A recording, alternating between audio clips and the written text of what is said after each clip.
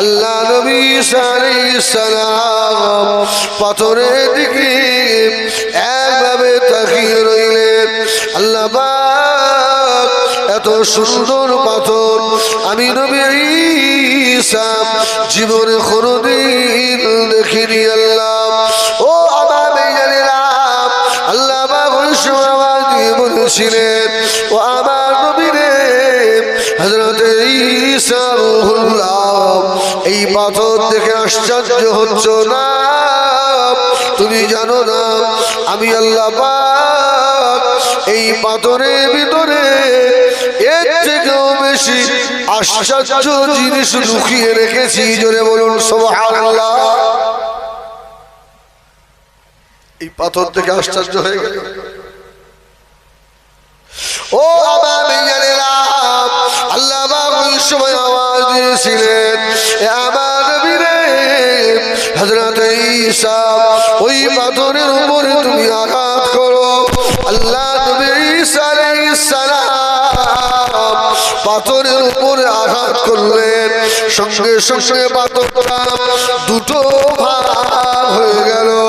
আল্লাহ নবী ঈসা আলাইহিস সালাম পাথরের ভিতরে তাকিয়ে দেখে আল্লাহ পাকের একজন ওলি বান্দা দাঁড়িয়ে দাঁড়িয়ে আল্লাহ পাকের নামাজে মশগুল হয়ে রয়েছে। যদি বলুন সুবহানাল্লাহ। পাথরের ভিতরে ওকে কে খাওয়াচ্ছে? কে খাওয়ায়?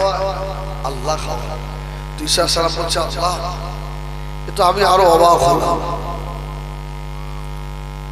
ও আমার ভাইজানেরা, শুধু তাই নয়, আল্লাহ নবী ঈসা আলাইহিস সালাম আরো খেয়াল করে দেখলেন ওই মানুষটার সম্মুখে ভালো ভালো ফল, যে ফল ওই মৌসুমে পাওয়া যেত না, ওই ফলও রাখা রয়েছে। মানুষটা সালাম ঘুরিয়েছে। ঈসা সালাম বলছে, এই পাথরের ভিতরে কতদিন ইবাদত করছো? বহু বছর হয়ে গেল। কে খাওয়ায় তোমাকে? বলছে আল্লাহ আমাকে অন সিজনি ফল, ভালো ভালো ফল 3 টাইমে আল্লাহ আমাকে খাইয়ে দেয়। জোরে বলুন সুবহানাল্লাহ। এই পাথরের ভিতরে আমার খাওয়ার আছে। ও আমার ভাইজানেরা, আল্লাহ নবী হযরত ঈসা আলাইহিস সালাম ওই সময় আল্লাহ দরবারে দুটো হাত তুলে দিয়ে বলেছিলেন, আল্লাহ পাক আমাকে নবী ঈসা না করে যদি আখিরি জামানার নবীর উম্মত করতেন। ঈসা আলাইহিস সালাম অবাক হয়ে বলেছিলেন, আল্লাহ পাক এত বড় আমি এই দুনিয়ায় আর কেউ আছে নাকি? আল্লাহ পাক আওয়াজ দিলেন, ও আমার নবী ঈসা রে, এর থেকেও বেশি সম্মানিত হবে আমার হাবিবের উম্মত উম্মতিরা, যারা লাইলাতুল কদর পেয়ে যাবে। আল্লাহ পাক তাদের ইজ্জত আরো বেশি দেবেন। হযরত ঈসা আলাইহিস সালাম আল্লাহ পাকের দরবারে দুটো হাত তুলে কাঁদতে লাগলেন, আল্লাহ নবী না করে যদি ওই নবীর উম্মত করতেন তাহলে আমি ধন্য হতাম। যদি বলেন সুবহানাল্লাহ। আল্লাহর দরবারে চাইতে হয়েছে আমাদের। ও ভাইজানেরা, ও বদরপুকুরের এলাকার সোনামানিকেরা, আজকে জলসাটা দিতে গিয়ে কম করে 4 থেকে 5 লক্ষ টাকা খরচা আসে না নাই? এত ভালো প্যান্ডেল মনে হয় এই ভাঙড় ক্যানিং এর মধ্যে আর হয় না। আরে এদিকে তো আমার জলসা বেশি ভাই, আমি খবর রাখি। আপনাদের এই পাত্রপুকুরের জলসা আর মঠবাড়ির জলসা এত খরচা এরা করে। হ্যাঁ, রাসূলের মাহফিল এত সুন্দর করে এরা সাজায়, এত খরচা আর কোনো মাহফিলে আমার হয় না বলে মনে হয়। আচ্ছা বলে, এত পয়সা যে খরচা হলো এই পাত্রপুকুরের এই মাহফিল থেকে প্রত্যেক বছরে যদি 5টা করে ছেলে নামাজি আর দাড়িওয়ালা হতো, কাজ হতো না? হতো। 5টা হয়, এই 5টা হয় দাড়িওয়ালা পাওয়া যায়? বলেন। সারা এলাকায় হই হই হই হই চলছে। আরে পাত্রপুকুরের বিশাল জলসা, আলহামদুলিল্লাহ। জলসায় আয়, জলসা শোন, সব ঠিক আছে, কিন্তু বাড়ি থেকে নিয়ত করে আয় তো দেখি যে পাত্রপুকুরের জলসায় গিয়ে আজকে ওয়াজ নসিহত শুনে দাড়িটা কাটবো না, নামাজটা ছাড়বো না, গেজাটা মদটা খাবো না, এই নিয়ত করে আসে কজন? এই অনেক পীর সাহেবের ছেলে আসছে, হ্যাঁ আমাদের খুব মহব্বতের মানুষ, আমাদের হেজবুল্লাহ ভাই আসছে। সব বক্তাগুলোর গলা ভালো। আসলে কিছু মানুষ অর শুনতে আসে আর কিছু মানুষ গলা শুনতে আসে, ঠিক না বল? আবার কিছু মানুষ নাচের রসুল শুনতে আসে। হেদায়েতের উদ্দেশ্যে যদি মাহফিলে আসতো, আল্লাহ ওকে হেদায়েত করি। হেদায়েতের মাহফিলে নিয়ত করে মাহফিলে খুব কম মানুষ আসে, ঠিক কিনা ভুল বলে? হেদায়েতের কিছু মানুষ আসে, খাওয়া দাওয়া করে বাড়ি চলে যায়। বহুদিন শ্বশুর বাড়ি যাওয়া হয় না, জলসাগুলো ঘুরে আসে। আমার ভাইয়েরা, সোনাবাড়ি খেরা, এই মাহফিলে যদি নিয়ত করে আসো বাবা, আল্লাহ নসিব খুলে দেবে। শুনে রেখে দাও, আল্লাহ মদিনার নবী পাকে মদিনার রওজা থেকে ইচ্ছা করলে এই পাত্রপুকুরের ইসানের সওয়াব আল্লাহ আমার নবীকে দেখিয়ে দিতে পারে কি পারে না? আল্লাহ যদি ইচ্ছা করে আর রসুল ইচ্ছা করলে দেখার। ও রাসূলুল্লাহ মাহফিলে এসে যদি নিয়ত করে এসে বসেন, আমি নামাজি হয়ে যাব, আমি রোজাদার হয়ে যাব, আমি দাড়িওয়ালা হয়ে যাব, আমি সুন্নতি হয়ে যাব। সোনাবাড়ি খেরা, আল্লাহ নবী ফরমাচ্ছেন যে রাস্তা দিয়ে হেঁটে আসবে ওই রাস্তার ধুলো বালিগুলো যখন ওই ব্যক্তির গায়ে লাগবে, আল্লাহ নবী ফরমাচ্ছেন ওই ধুলো বালি লাগা জায়গাগুলোতে আল্লাহ জাহান্নামের আগুন আল্লাহ লাগাবে না। সুবহানাল্লাহ। তবে নিয়তটা ভালো করে আসতে হবে, তাহলে এর ফায়দা পাওয়া যাবে। আর নিয়ত যদি ভালো করে না আসে, এর ফায়দা হবে না। ও আমার সোনাবাড়ি ঘেরা জওয়ানেরা, এই জন্য রাসূলুল্লাহকে দুনিয়ার সব থেকে বেশি, ছেলের থেকেও বেশি, মেয়ের থেকেও বেশি, বিবির থেকেও বেশি, বন্ধু বান্ধবীর থেকেও বেশি আমার রাসূলুল্লাহকে বেশি ভালোবাসা লাগবে। আল্লাহ আল্লাহ রসুলের মহব্বত যদি খলিজায় থাকে, ও আমার ভাইয়ারেরা, ময়দানে মাশরে আল্লাহ নবীর সুপারিশ শাফাআত আমাদের নসিবে হয়ে যাবে বাবা। মদিনা মসজিদে নববী শরীফে আযান হয়ে গেল, হযরতে বেলাল মদিনা মসজিদে নববী শরীফে মসজিদ আযান দিয়েছে। আল্লাহ নবী সাহাবীরা মদিনা মসজিদে নববী শরীফে যুগ যুগ যুগ যুগ করে যাচ্ছে, আল্লাহ নবীর পিছনে নামাজ পড়বে। সুবহানাল্লাহ। আযান হয়ে গেছে, সব ছুটছে। এখনো যারা হাজী সাহেব আছে সাক্ষী দেবেন আমার কথা, মসজিদে নববীতে হোক আর কাবাতে হোক আযান দিলে শুধু এক জায়গায় দাঁড়িয়ে দেখবেন যেন মৌমাছির মতো আসছে। সেটা হলো সুবহানাল্লাহ। কি সুন্দর ভালো লাগে। এখন যদি এই পরিবেশ হয়, আমার নবী পাকের সময় কি এর থেকে কম ছিল? বলছি ও আমার জানেরা মদিনা মসজিদে নববী শরীফে আল্লাহ নবীর নামাজের সময় হয়ে গেল আল্লাহ নবী তাড়াতাড়ি করে আসছেন আল্লাহ নবীর পিছনে এক ইহুদির বাচ্চা টুক টুক করে হেঁটে হেঁটে আসছে মুসলমানের ছেলে নয় ইমানের ঘরের ছেলে নয় কলমার ঘরের ছেলে নয় ইহুদির ঘরের ছেলে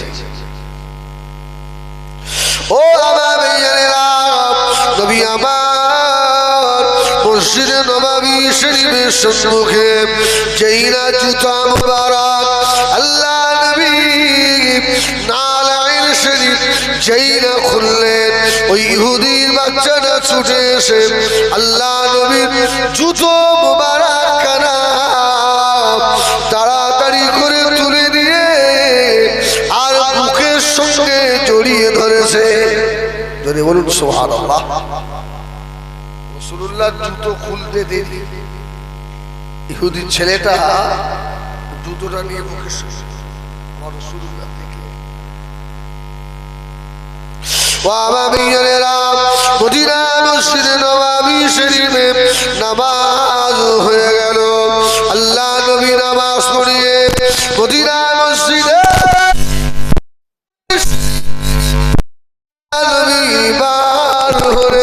ছেলেটা জুতো নিয়ে দাঁড়িয়ে রয়েছে ভাগ্যবান ছেলে আল্লাহ নবী জুতো মুবারকের ধুলা তার মুখে লাগে জুতোটা ধরে বসে আছে বাবা যে জুতো ধুলিতে আল্লাহ মাকে আরো সে আজিম ধন্য হয়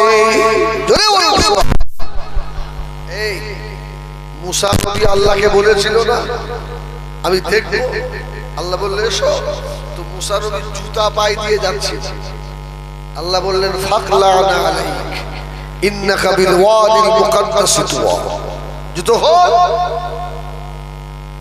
আমার মুস্তাফা যখন আরশে আজিমে নামছিলেন জুতায় হাত দেবেন আল্লাহ বলছে হাবিব না না আমার আরশ ধন্য হবে জোরে বলুন সুবহানাল্লাহ আর ইহুদির বাচ্চা রাসূলুল্লাহ জুতো বুকে করে ধরে রেখেছে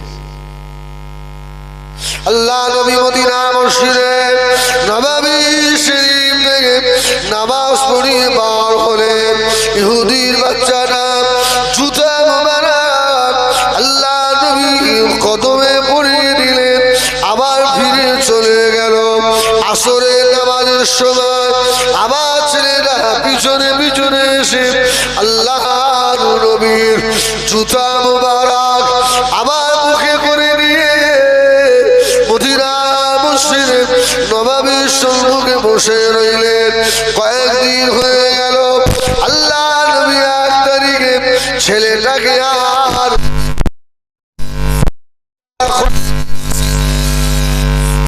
নবী সাহাবীদের ডাক দিলেন ও আমার সাহাবীরা শুনে রাখো বাবা সেই ইহুদির ছেলেটা যে আমি রাসূলুল্লাহ আমার জুতোটা মুখে করে রাখতো ওই ছেলেটাকে আমি রাসূলুল্লাহ তো আর দেখতে পাই না বাবা ছেলেটা কোথায় গেল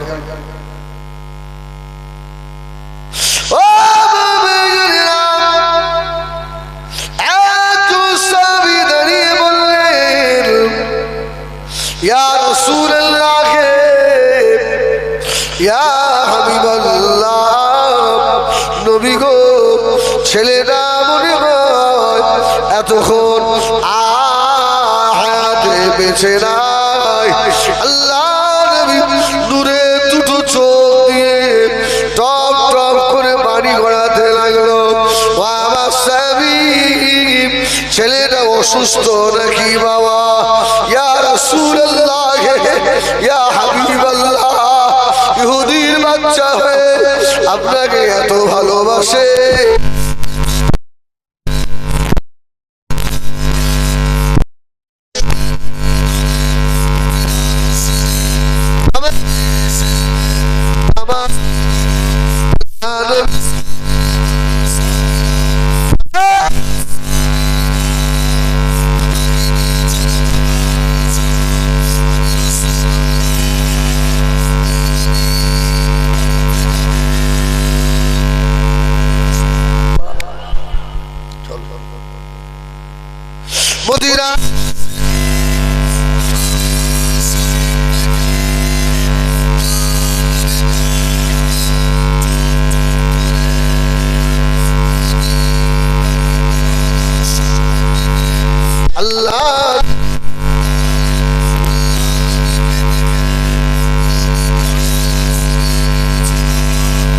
অন্যরা খেলে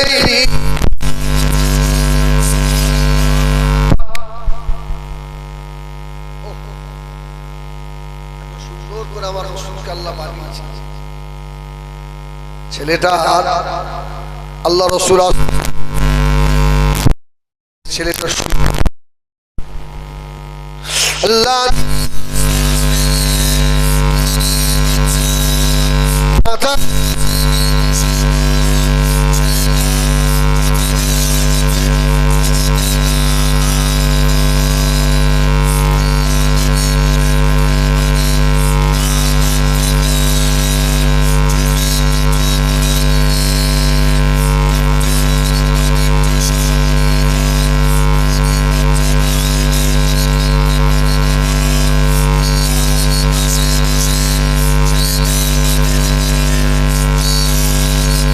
নূরের হাত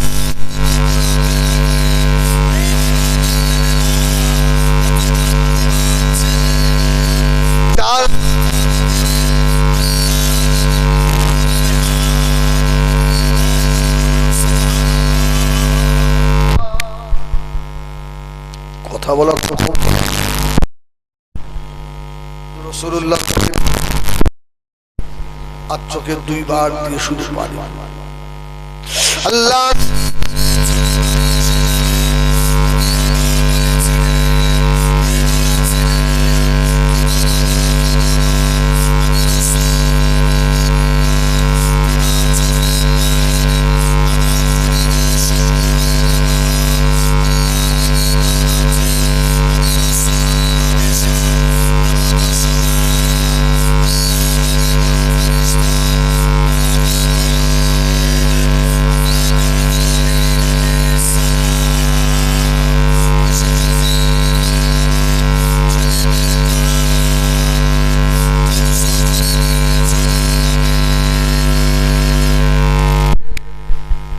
মালিকাল মউত এসে আল্লাহ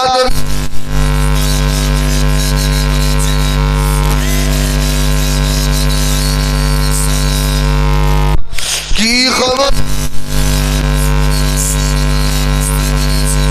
এখন যার কবজ করে নিয়ে চলে যাবে ও ভাই বারাকাত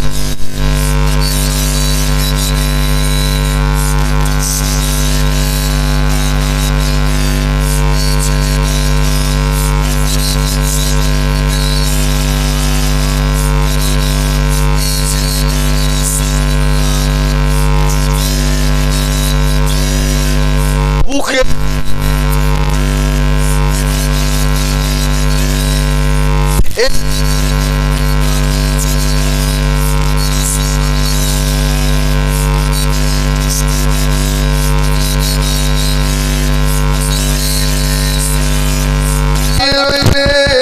আল্লাহর নবী ছেলেটাকে বললে বাবা ছেলে একবার পড়ে নাও আশহাদু আল্লা ইলাহা ইল্লাল্লাহ ওয়া আশহাদু আন্নাকা মুহাম্মাদুর রাসূল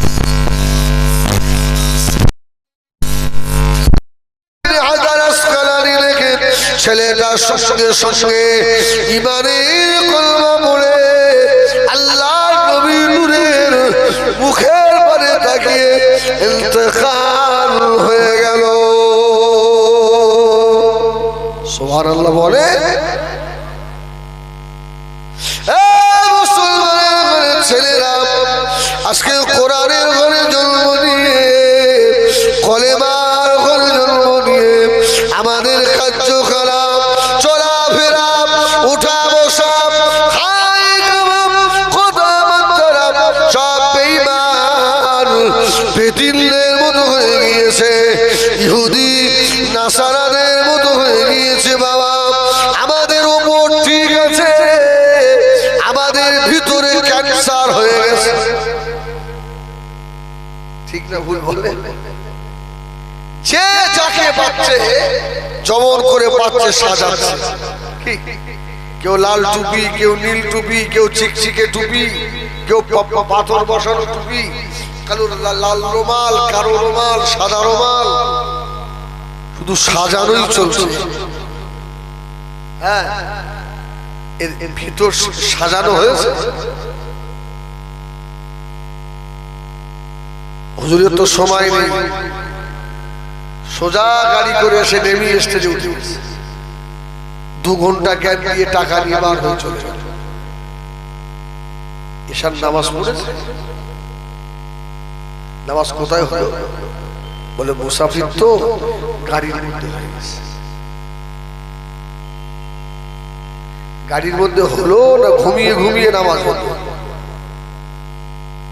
আমার ভাইয়েরা, ও সোনা মালিকেরা, শুনে রাখো, আল্লাহ নবী ফরমাচ্ছেন, ক্বালা রাসূলুল্লাহ সাল্লাল্লাহু আলাইহি ওয়াসাল্লাম, তুরাদু আলাইনা আমালুকুম, উম্মতের প্রত্যেক দিনের আমল আল্লাহ পাকের ফেরেশতারা আমার রাসূলুল্লাহ দরবারে পৌঁছে দেয়। জোরে বলুন সুবহানাল্লাহ।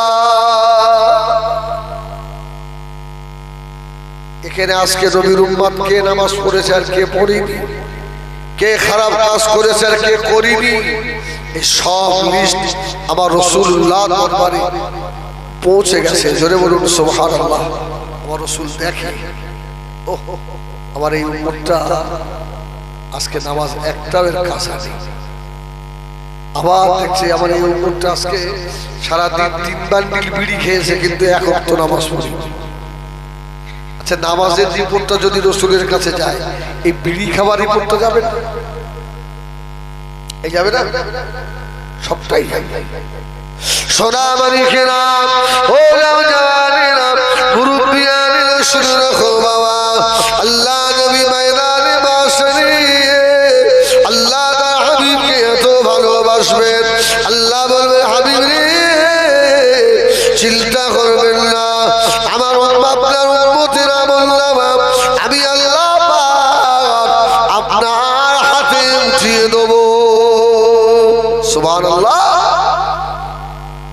আমাদের আমলনামা আল্লাহ বলবেন, হাবিব আপনার উম্মতের আমলনামা আপনি দেখেন।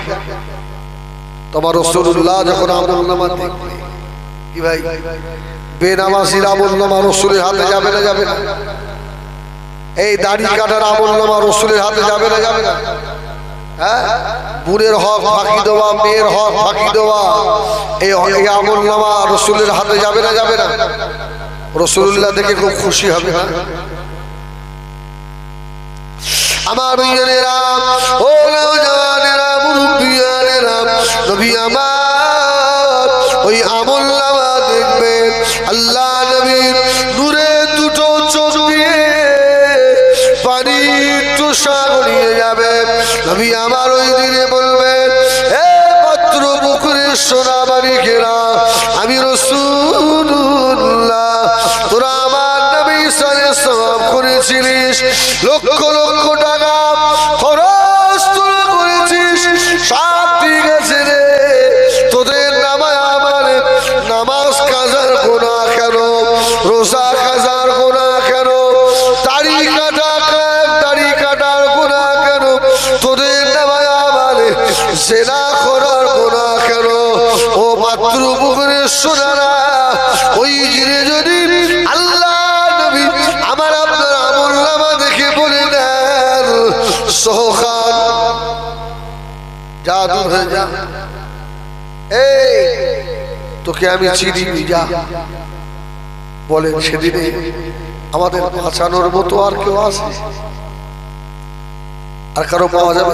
শুধু মাথায় এতটুকু রাখুন যে আমি যে আমল করছি এই সারাদিন এই আমলের রিপোর্ট আমার রাসূলুল্লাহর কাছে যাচ্ছে। আমি এমন কাজ করব না যে কাজ দেখে আমার রাসূল অখুশি হবে। ঠিক বললাম না? বলবো আমার নবী দুঃখ পান, এমন কাজ আমরা করব না। আমার বিজ্ঞানীরা, সোনা মালিকেরা, মোর কানে শোনো, আজকে দিন আমাদের কাছে এমনি এসে পৌঁছাইনি বাবা। আল্লাহ নবী সাহাবীরা রক্তের দরিয়া সাঁতার দিয়ে আমাদের কাছে কলমা পৌঁছে দিয়ে গেছে, কোরআন পৌঁছে দিয়ে গেল। এ পাত্র পুকুরের মায়েরা, বুকে হাত দিয়ে বলুন, আল্লাহ পাকের কোরআন ঘরে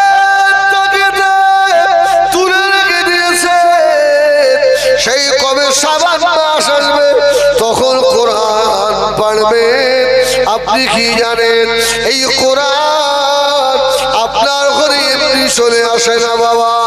আমার রাসূলুল্লাহ রক্ত দিতে হয়েছে, আল্লাহ নবী দাঁত মুবারক দিতে হয়েছে, আল্লাহ নবী নূরের গলায় ফাঁস দিয়েছে। এই কোরআন আনতে গিয়ে আল্লাহ নবী নূরের মাথার উপরে পচা উঠে মরা মরা উঠে পচা ভুড়িটা আল্লাহ নবীর মাথায় চাপিয়ে দিয়েছে। আমার রাসূলুল্লাহর খাবারের উপরে নোংরা আবর্জনা ফেলে দিয়েছে। আল্লাহ নবী না খেয়ে পেটে পাথর বেঁধেছে। আল্লাহ নবী চিন্তা করেছে আমার যতই কষ্ট হোক না কেন এই কোরআনটাকে হিন্দের জমিনে পৌঁছে দিতে হবে। সুবহানাল্লাহ বলে যে নবীর এত মেহনত, আর সেই মেহনতের কোরআন পাত্র পুকুরের ঘরে ঘরে তাকে বসে বসে কোরআন কাঁদে। ঠিকটা বল, কোরআন শরীফ কাঁদে না? আল্লাহ এরা আমাকে দিনের মধ্যে একবারও ছয় না, আল্লাহ আল্লাহ এরা একটু আমাকে ধরে চুমাও খায় না, আল্লাহ এরা আমাকে একটু দেখে না, আল্লাহ আল্লাহ তুমি কি এই বাড়িতে কসম দিতে পারো না? কোরআন কাঁদে, কোরআন কাঁদে। আল্লাহ নবী মারমাছে এক শ্রেণীর মানুষের ইলতিকার হয়ে যাবে, গোসল দেওয়া হবে, কাফনও পরানো হবে, জানাজা নামাজও হবে। জানাজা পড়ার পরে ওই মাইয়িতের লাশটাকে কবরের ভিতরে রাখা হবে। বিসমিল্লাহ ওয়া আলা মিল্লাতি রাসূলিল্লাহ বলে লাশটা শুইয়ে দেবে। ও কবরের ভিতরে আল্লাহ পাক মুনকার নাকির ফেরেশতা পাঠাবেন। ওই ফেরেশতা এসে দেখবেন কবরের ভিতরে লাশ নাই, কবর ফাঁকা, লাশ নেই। মুনকার নাকির অভাব, জানলাই কবরের লাশ কোথায় গেল? ওই সব আল্লাহ পাকের ফেরেশতারা আল্লাহ পাকের দরবারে আরজ করবেন, আল্লাহ পাক পাত্র পুকুরের হিজবুল্লাহ মারা গিয়েছে, ওর কবরের ভিতরে লাশ নাই। আল্লাহ আল্লাহ বলবেন ও আমার ফেরেশতারা, ও আমার মালায়েকেরা, ভালো করে কবরটা দেখো বাবা। আল্লাহ ফেরেশতারা ডাইনে তাকাবে, বামে তাকাবে, সম্মুখে তাকাবে, পিছনে তাকাবে। আল্লাহ লাশ খুঁজে পেলাম না। আল্লাহ আল্লাহ বলবেন ও আমার ফেরেশতারে, ওই কবরের ভিতরে ছোট্ট একটা পাখি আছে কিনা দেখো। একটা পাখি বসে আছে, ফেরেশতারা যদি দেখে বলবো আল্লাহ একটা পাখি বসে আছে। এই পাখিটাকে জিজ্ঞেস কর। সুবহানাল্লাহ বলে আল্লাহ পাকের ফেরেশতা হযরতে মুনকার নাকির পাখিটাকে জিজ্ঞাসা করবে এই কবরের মাইয়িত কোথায় চলে গেল, তুমি কি বলতে পারো? ও আমার বেঈমানেরা, হাদিস শরীফ প্রমাণ করেছে পাখিটা বলবেন ওই মাইয়িতকে আমি আমার ডানার তলাতে লুকিয়ে রেখে দিয়েছি। জোরে বলুন সুবহানাল্লাহ।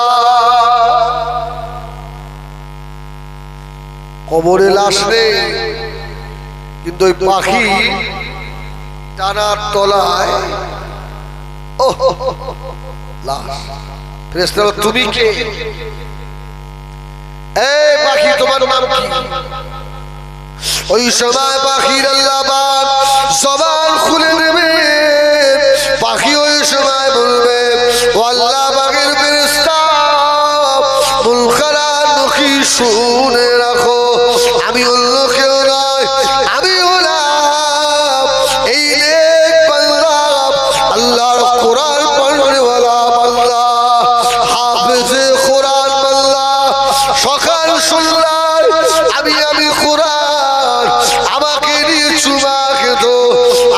চোখে ঠেকাতো, আমাকে বুকে লাগাতো, আজকে কবরে চলে এসেছে।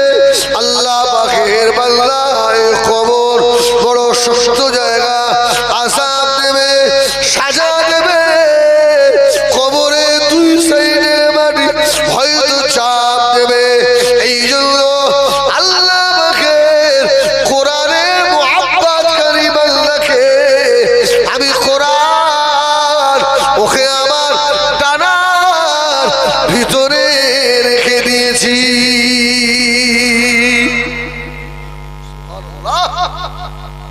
আল্লাহ বলবে, ফেরেশতারা ওখানে আর হিসেব নিবি না। যদি বলুন সুবহানাল্লাহ, আমার বান্দা আমার কোরআনের মহব্বত করেছে। এই কোরআনের মহব্বত আমাদের অন্তরে আছে রে ভাই।